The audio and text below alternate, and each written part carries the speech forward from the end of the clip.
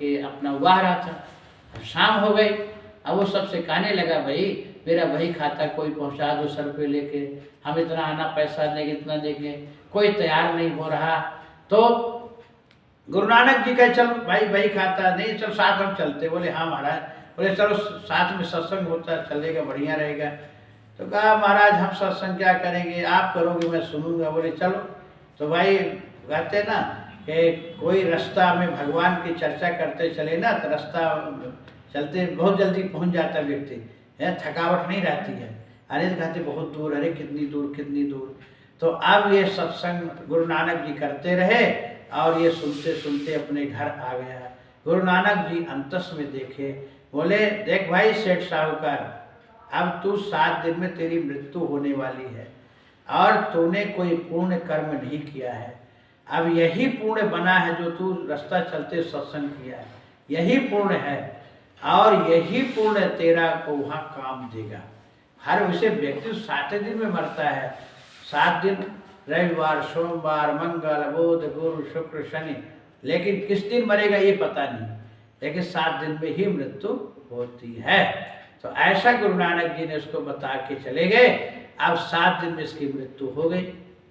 अब ये जब इसको यमराज के दूत ले गए यमराज के पास, और यमराज ने चित्रगुप्त को बोले वही खाता लाओ, कितना धर्म कर्म पुण्य किया।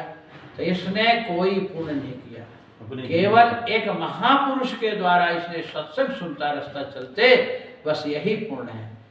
तो भाई तुम क्या लोगे पहले? तो सोचा मैं पापी हूँ, पाप तो भुगतता रहूँगा, पहले मैं यही का पुण्य ले लूँ कि जो ये एक महापुरुष द्वारा सत्संग सुना उसका पुण्य। तो यमराज ने कहे देखो गुरु नानक जी यहाँ भी अंतस में सत्संग कर रहे हैं, ले जाओ इसको वहाँ बैठाओ। अब यम के दूत इसको ले गए, सत्संग चल रहा था, गुरु नानक जी सत्संग कर रहे, समय सत्संग कर रहे हैं, सत्संग में उसको पीछे बैठा दिए। तो बैठा सत्संग सुना। अब जब उसका पुण्य समाप्त हो गया, सत्संग समाप्त हुआ, यम के दूत उसको पकड़ के ले जाने लगे। गुरु नानक जी गए रुको इसको कहाँ ले जा रहे, कहाँ ले जा रहे? बोले महाराज ये तो पापी है। तो बोले फिर हमारे पास क्यों लाए सत्संग में? पापी तो आते नहीं सत्संग में।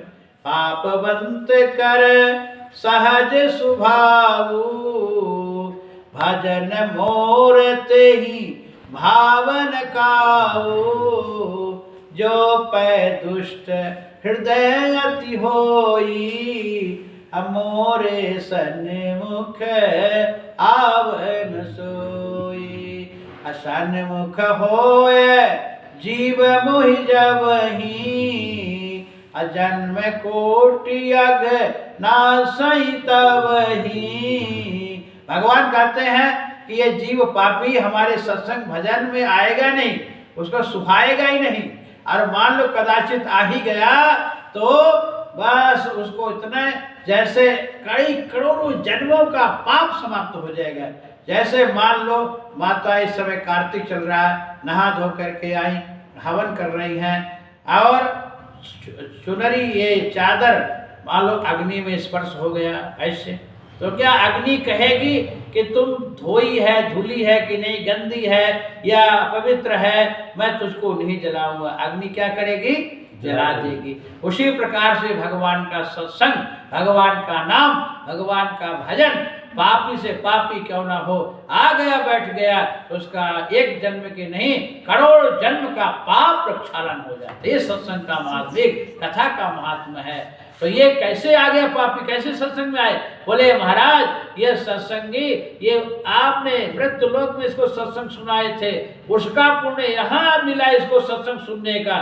तो बोले अब जो है इसका पुण्य समाप्त हो रहे नहीं, यहाँ सत्संग जो सुना है तो इसका पुण्य अब ये बन गया कि तुम्हारे ये नियम के फंदे से मुक्त हो गया है, ये सदा सदा के लिए हमारे भगवान के द्वार पे जाएगा। तो एक घड़ी आधी घड़ी आधो में कछुआद, तुलसी संगत साधु की हरे कोट अपराध। एक घड़ी का सत्संग या आधी घड़ी का या आधों में कछुआद यदि मिल जाए तो कई जन्मांतर के पाप समाप्त हो जाते हैं।